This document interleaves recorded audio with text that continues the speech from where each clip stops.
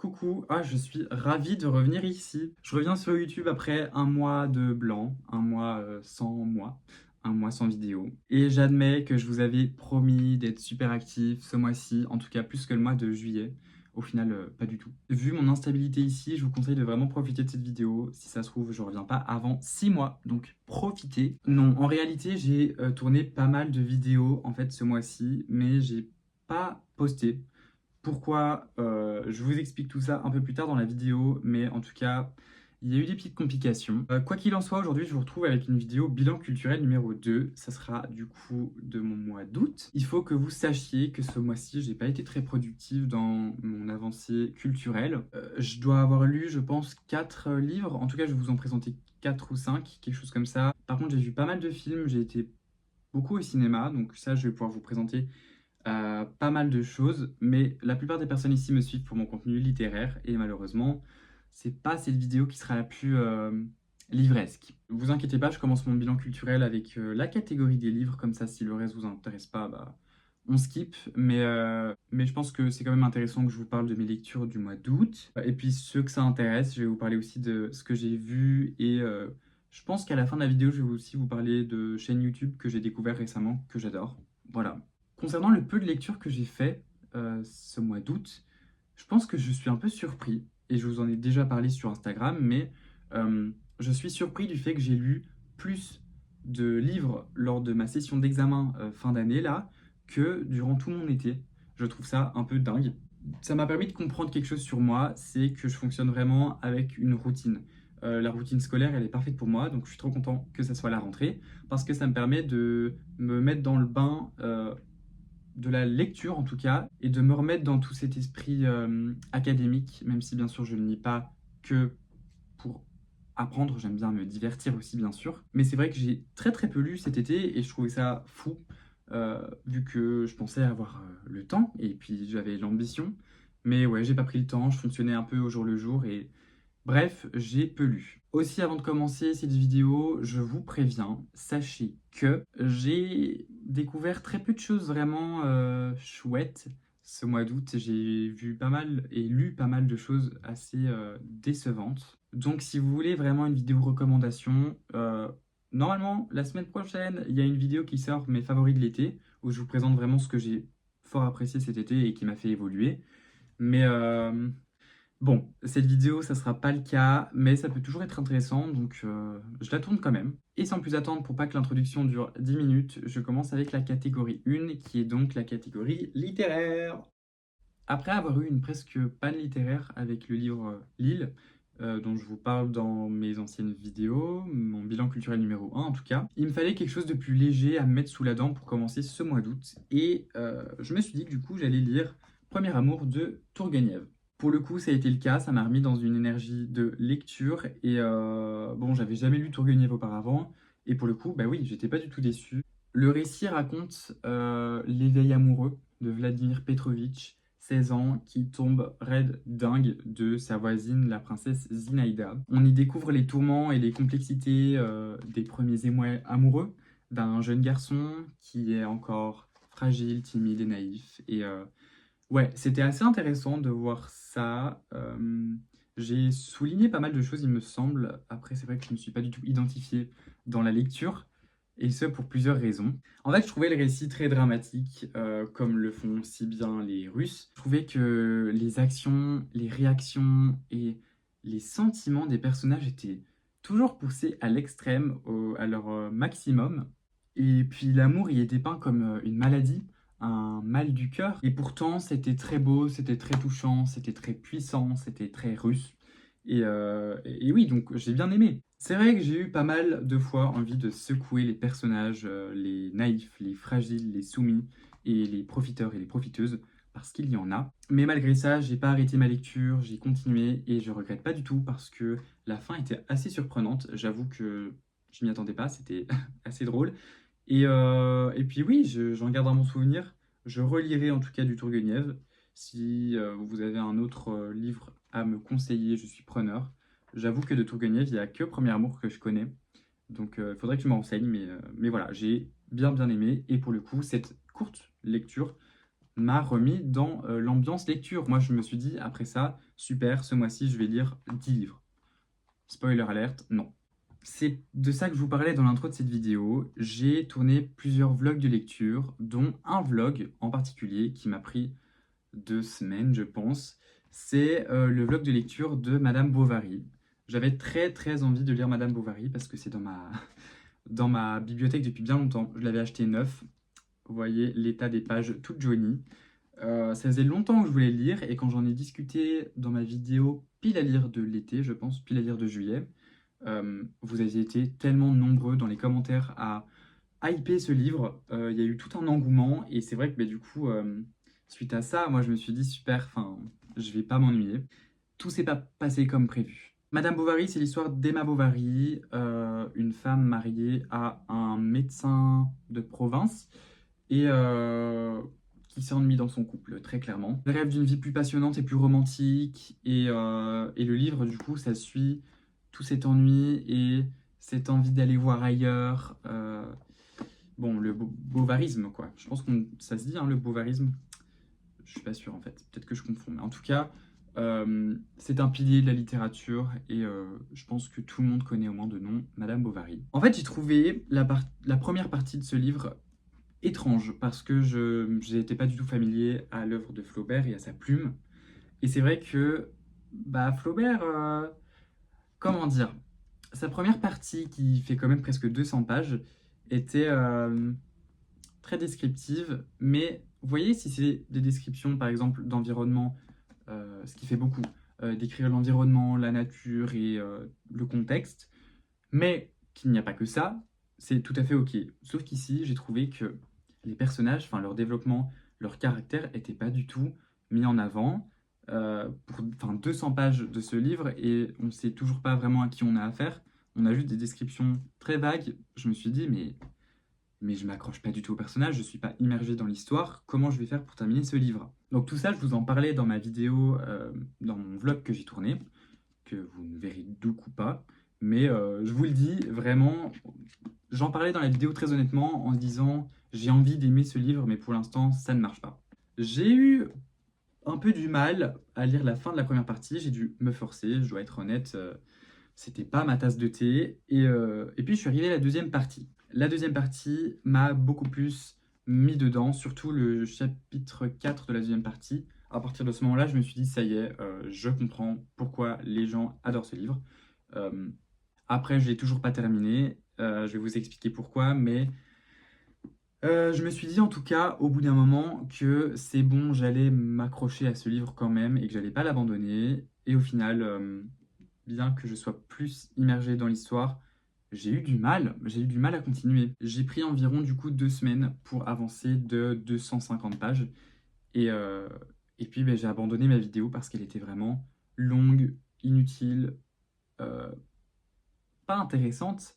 En fait, je vous parlais de mes ressentis qui changeaient à chaque page de ce livre et c'était un beau mess. J'ai senti que pour ne pas tomber en panne de lecture, pour le coup, je devais lire des livres en parallèle et ça faisait longtemps que j'avais plus eu ça.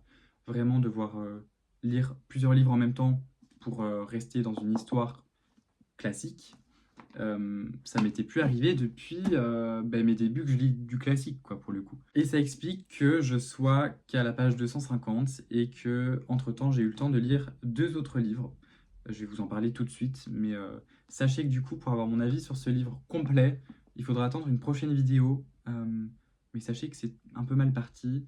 Et je sais pas si vous avez eu la même expérience que moi dans cette lecture, si vous êtes un peu forcé au début, mais qu'au final, ça s'est débloqué.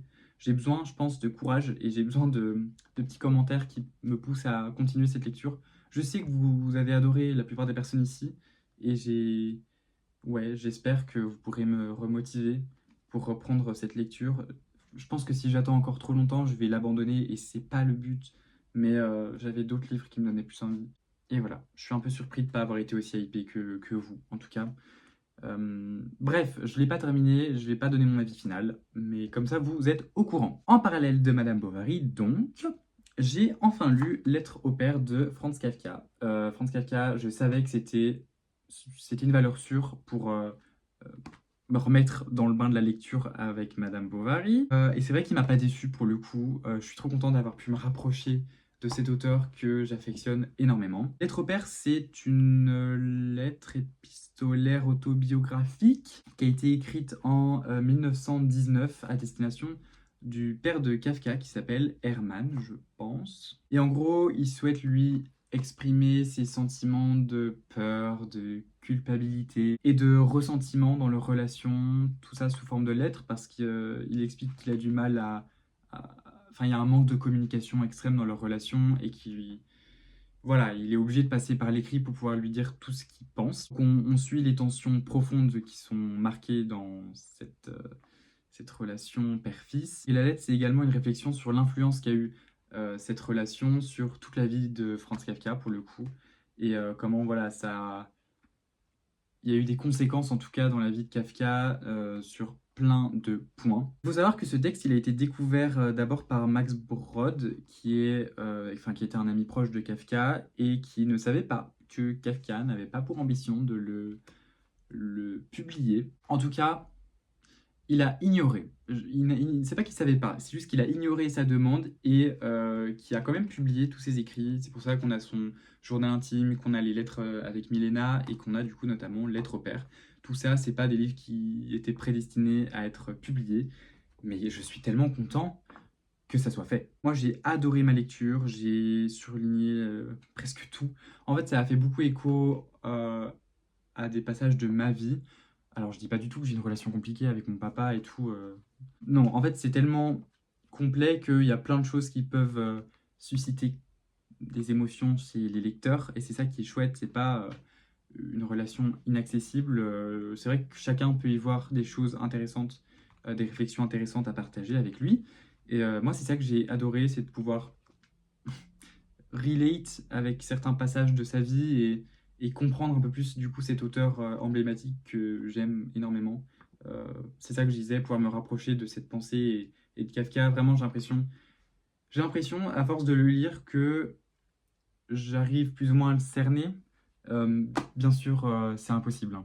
On est bien d'accord, mais ce sentiment est un peu satisfaisant. Donc voilà, je voulais vous le partager. Deuxième livre que j'ai lu en parallèle de Madame Bovary, c'est Alexis ou le traité du vin combat, oui c'est ça, de Marguerite Yourcenar. Bon, il y a aussi dans l'édition Le Coup de grâce, mais je ne l'ai pas lu. Je le lirai peut-être plus tard, mais en fait, pour être honnête, je viens de terminer littéralement ce matin cette lecture, donc voilà. Alors lui aussi, pour le coup, il a fait énormément écho en moi, et peut-être plus que Lettre au père, honnêtement. C'était tellement puissant et à la fois timide. En fait, j'ai trouvé ça super. Alexis, c'est un court roman épistolaire qui a été écrit en 1929, il me semble. Marguerite Yourcenar, elle avait 24 ans, je pense que c'est son premier roman. Et il prend la forme d'une lettre que Alexis, un jeune musicien d'une vingtaine d'années, écrit à sa fiancée Monique. Et il lui confesse qu'il est dans l'incapacité de continuer leur mariage.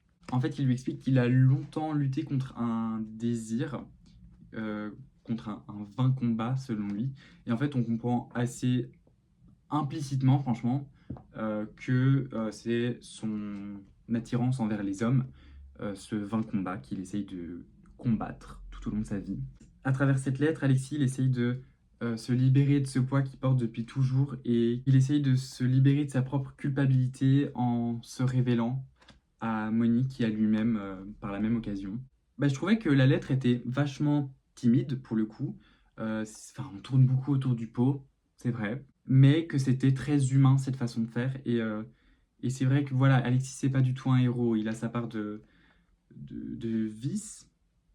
Voilà, il cherche pas pour autant à attiser la pitié et c'est ça qui m'a plu, c'est que c'était tellement humain et c'est ça, je trouve que Marguerite Yourcenar, elle est forte. Pour le coup, ça m'a trop donné envie de lire ses autres livres euh, parce que je sens qu'elle a le talent, quoi. Et je sais que d'ailleurs, elle a déjà pensé à écrire une réponse à cette lettre, du coup, de la part de Monique. Et j'aurais tellement envie de lire cette réponse parce que je pense qu'elle pourrait être bien plus intéressante que la version d'Alexis. Avoir la réponse, ça serait waouh. Mais bon, je pense que c'est pas prévu, malheureusement. En fait, c'est sûr que c'est pas prévu, mais bref. Pour le coup, je conseille énormément. En fait, je sais pas si ça fera écho autant aux autres que ça a fait écho à moi, mais il y a des très très beaux passages et je pense que j'ai fait un petit post sur Instagram d'ailleurs sur certaines citations qui m'ont fait réfléchir. Bref, du coup, si vous voulez, n'hésitez pas à aller voir mon Instagram, peut-être que ça sera dessus. Peut-être que non, faut pas toujours me faire confiance. Et voilà comment ma catégorie littéraire se termine déjà, malheureusement. Je vous avais prévenu, c'était assez court. J'ai pas lu beaucoup, mais bon, je suis quand même pas trop déçu, à part Madame Bovary, qui me laisse un peu sur la fin. J'espère que dans le prochain bilan culturel, je pourrai vous dire que je l'ai terminé et pas que je l'ai abandonné. J'attends vraiment vos retours par rapport à ça dans les commentaires. Et maintenant que les personnes qui ne veulent que de la littérature sont parties de la vidéo, on peut continuer avec tout ce que j'ai vu au cinéma récemment. Je vais faire du coup ma catégorie vraiment film au cinéma, donc film récent et pas film tout court parce que j'en ai vu tellement. Cette vidéo, enfin, allez, la vidéo elle dure déjà beaucoup trop longtemps là. Je vais aller au plus vite.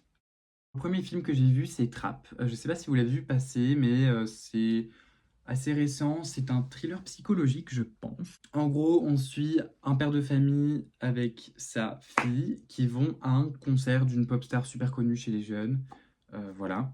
Et on va vite comprendre qu'il y a quelque chose qui se passe dans cette salle de concert où on comprend qu'il y a une espèce de tension, où on essaye de piéger des gens dans cet endroit.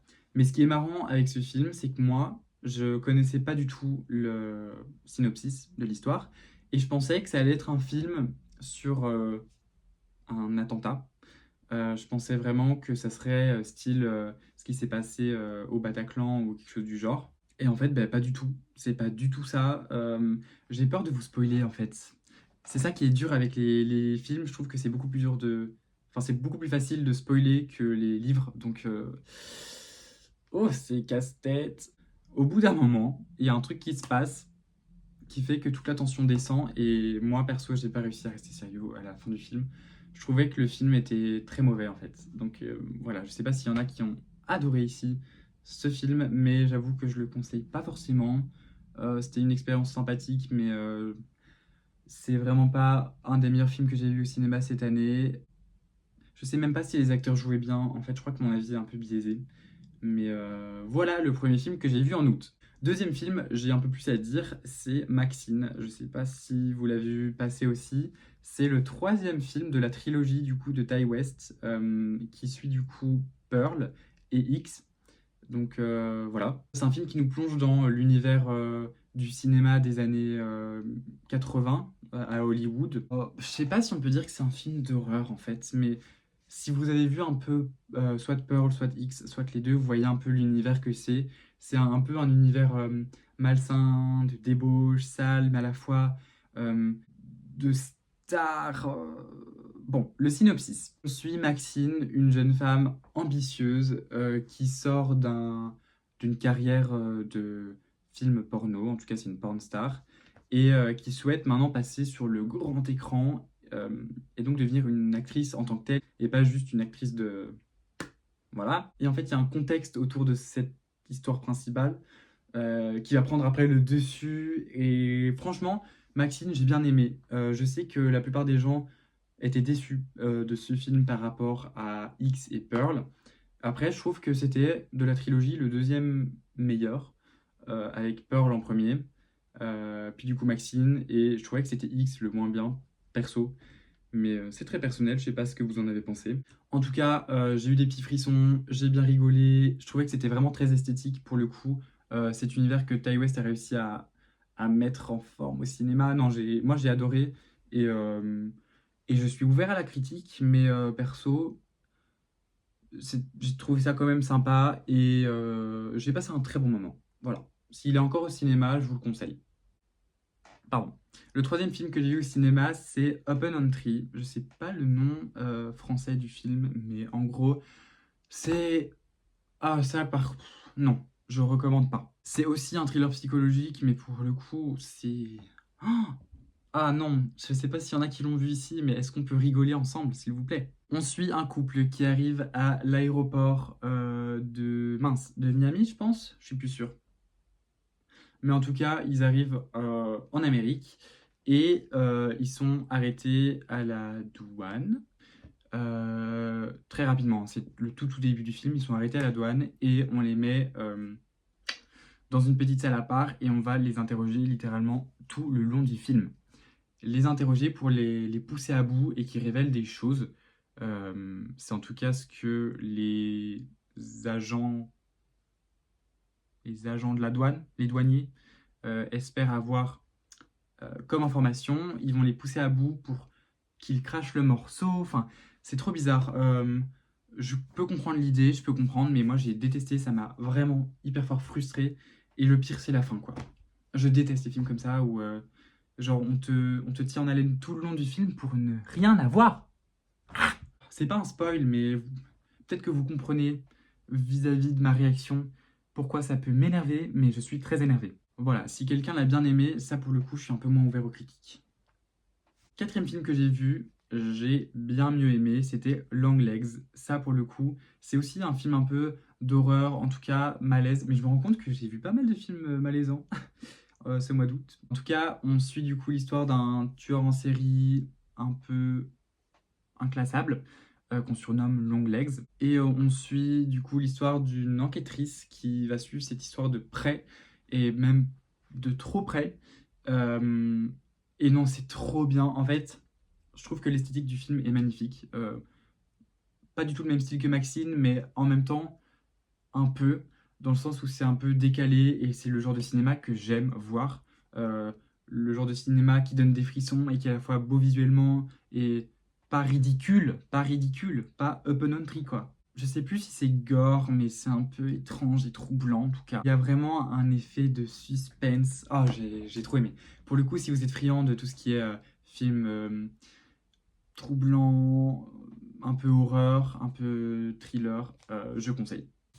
Ensuite, rien à voir, mais alors pour le coup, rien à voir. Comme cinquième film au cinéma, j'ai vu It Ends With Us.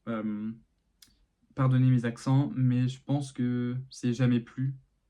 En fait, je suis pas sûr que ça soit celui-là, mais je pense que la traduction c'est jamais plus. C'est une adaptation du livre, du coup, It Ends With Us de Colin Hoover, que je suis pour qu'on boycotte personnellement, où on suit Lily Bloom qui va ouvrir un magasin de fleurs à Boston. Je crois que c'est Boston, j'ai déjà oublié. Bref.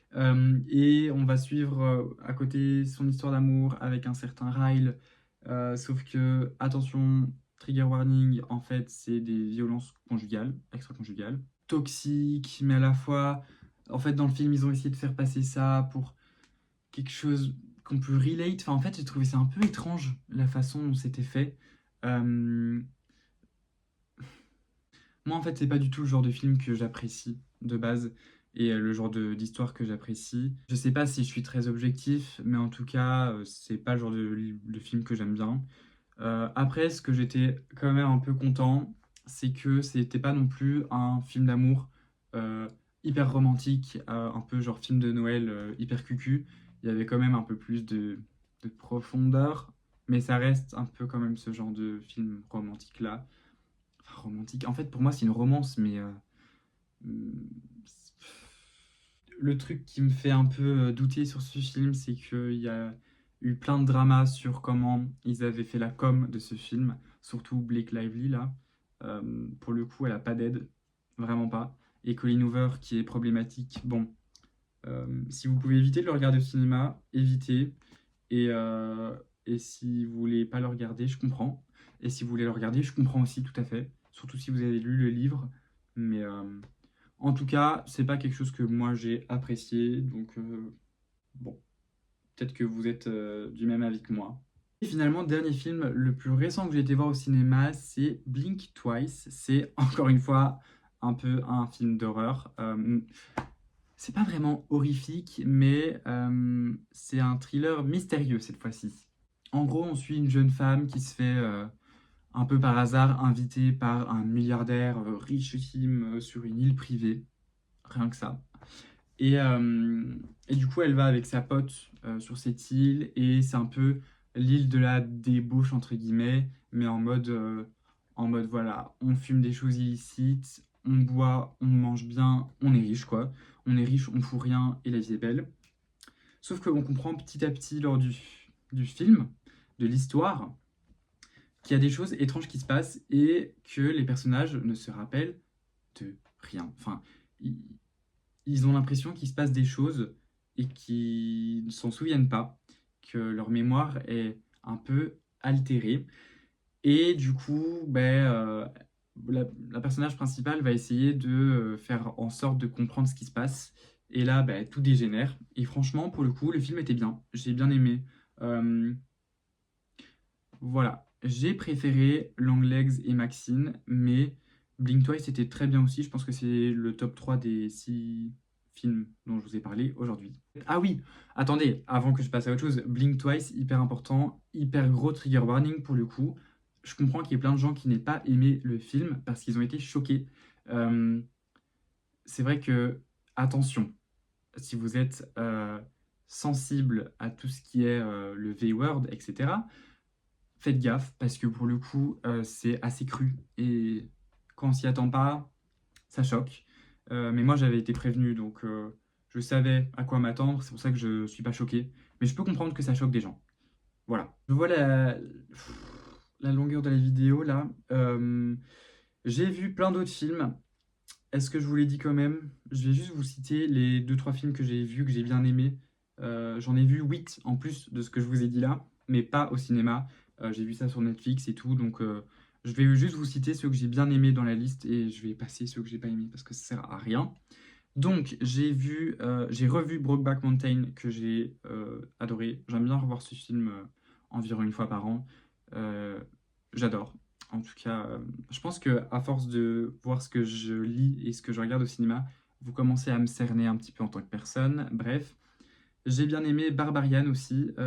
Enfin, non, en fait, c'était un peu mauvais, mais de tous les films là, les 8 films, c'était quand même un des meilleurs. C'est un film hyper dérangeant, dégueulasse. Mais si vous avez vu, c'est trop drôle. Bref. Ensuite, j'ai vu l'épisode de Black Mirror qui s'appelle Smithereene. Bref, c'est un épisode de série, mais je le mets dans la catégorie film parce que c'est Black Mirror, que j'ai bien aimé. En fait, Black Mirror, c'est trop bien. Et puis, j'ai revu Split, et voilà, c'est à peu près tout. Maintenant, on va passer à la catégorie série. Bon, j'en ai que 4 à vous partager, et je vais pas déblatérer non plus pendant des heures, parce que le temps file, et j'ai pas envie de vous prendre toute l'après-midi pour regarder cette vidéo. La première série, je vais vraiment pas expliquer pourquoi je l'ai regardée, et je vais même pas vous raconter le synopsis, parce que ça vaut vraiment pas le coup. Et je suis gêné de le dire en vidéo, hein, mais j'ai regardé la saison 8 de Elite. Voilà, on passe. J'ai regardé une super série qui s'appelle Fleabag. À mon avis, pas mal de personnes ici connaissent parce que c'est vraiment bien. C'est une série qui a été créée et qui est interprétée par Phoebe... Merde, comment ça s'appelle? Phoebe Waller-Bridge. Et oh, quel génie. En fait, je préfère pas vous en dire trop. C'est juste une série très comique et très touchante et très attachante. Et je crois que c'est ma série préférée.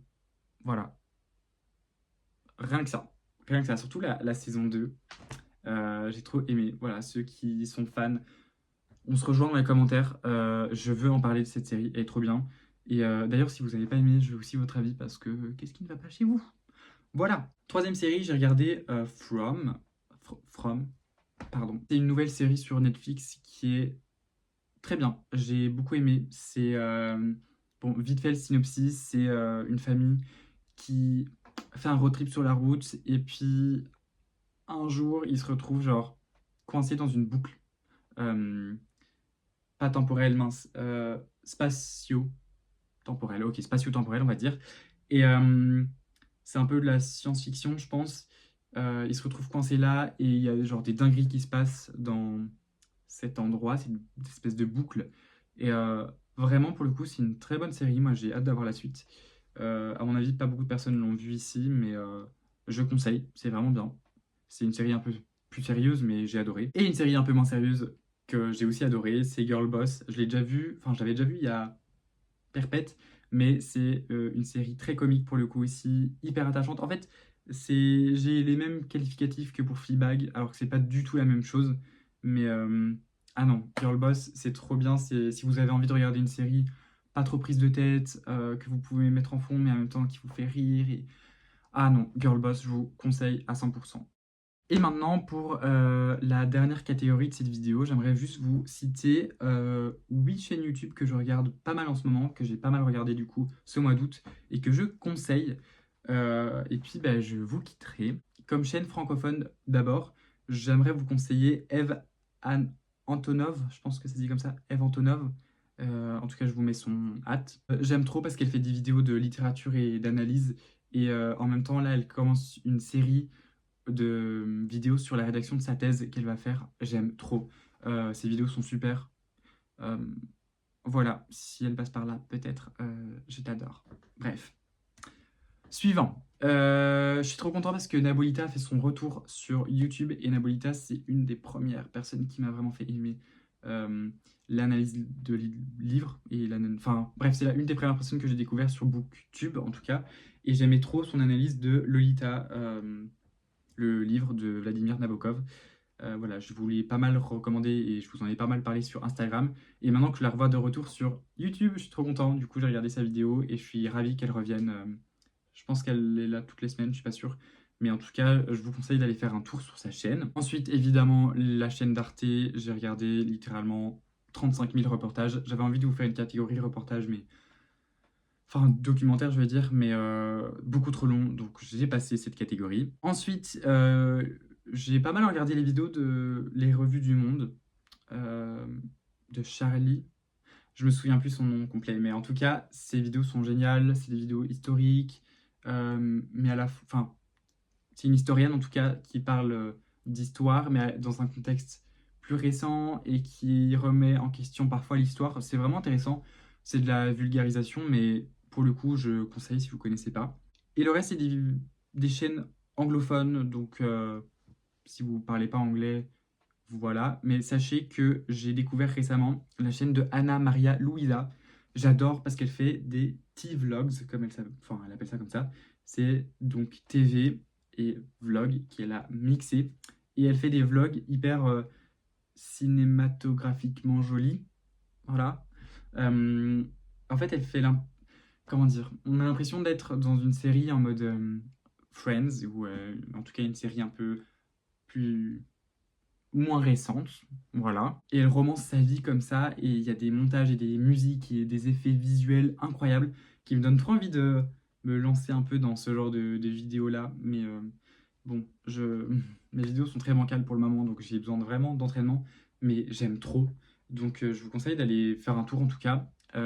Voilà. D'ailleurs, je précise, tout ça, ça sera dans la description, hein. Comme ça, tout est en bas et, vous n'êtes pas perdu. J'ai regardé des vidéos de Alivia D'Andrea, c'est une youtubeuse très connue pour le coup, je pense qu'elle est américaine, et en fait elle filme sa vie depuis très longtemps, et elle a du coup beaucoup d'archives de sa vie, et en ce moment elle fait pas mal de vidéos où elle remet sa vie en question et certains aspects de sa vie, euh, notamment comment le glow-up a gâché sa vie, et tout ce genre de thématique-là, que je trouvais assez intéressant. En fait, je trouve ça cool qu'elle ait plein d'images d'archives de vlogs qu'elle a fait pendant des années, des années, des années, et qu'elle maintenant elle les réutilise pour raconter son histoire. C'est chouette. Voilà, c'est moins intellectuel, mais c'est sympa. Ensuite, ma chaîne favorite que j'aime trop, qui m'a donné envie de lancer ma propre chaîne, c'est la chaîne de Valentina, que je pense que pas mal de gens connaissent ici parce que j'en parle quand même souvent. Je vous mettrai son hâte, mais je l'aime trop. Elle est trop chouette, elle me donne envie de découvrir. C'est elle qui m'a fait aimer la littérature russe, voilà. Est-ce que c'est bon? Je vais pas en parler pendant des heures, mais je vous conseille, en tout cas, si vous parlez anglais couramment, c'est très sympa. Et finalement, j'ai découvert la chaîne de Damon Dominique, qui fait des vidéos philosophiques, enfin de philosophie. Il parle de... Je pense qu'il fait des études de philosophie, et donc il parle de tout ce qu'il apprend en cours sur YouTube. Et il fait des formats hyper longs où il parle de tout ce qu'il a appris et toutes les réflexions que ça lui engendre. Et je trouve ça hyper intéressant. Donc voilà, si vous aimez bien tout ce qui est philosophique et tout, je vous laisse aller sur sa chaîne. Et c'est comme ça que je finis cette vidéo. Ah, voilà. Désolé si je parle de plus en plus vite et que je suis un peu dans un rush. Pourtant, j'ai rien à faire après, hein, mais je vois que ça fait 45 minutes que je tourne. J'ai pas envie de vous infliger ça, vraiment. Je suis désolé. Donc, j'espère que ça vous a plu, en tout cas, et merci d'avoir regardé jusqu'à la fin. Je sais, j'ai été voir les statistiques, qu'il y a très peu, très très peu de personnes qui regardent jusqu'à la fin de mes vidéos. Trop peu d'ailleurs. Bref. Donc ça me fait chaud au cœur de voir que vous êtes resté jusqu'à la fin, que tu es resté jusqu'à la fin, toi, là, qui regarde ma vidéo actuellement. Merci. Et je me dis que voilà, que ces quelques mots puissent être entendus par une personne, en tout cas, ça me fait plaisir, même si la majorité des personnes auront quitté cette vidéo depuis. Je te remercie énormément et bah, si c'est pas encore fait, n'hésite pas à t'abonner et à mettre un petit pouce. J'aime pas demander ça. Je retire ce que j'ai dit. Voilà, on se revoit vite. Bisous.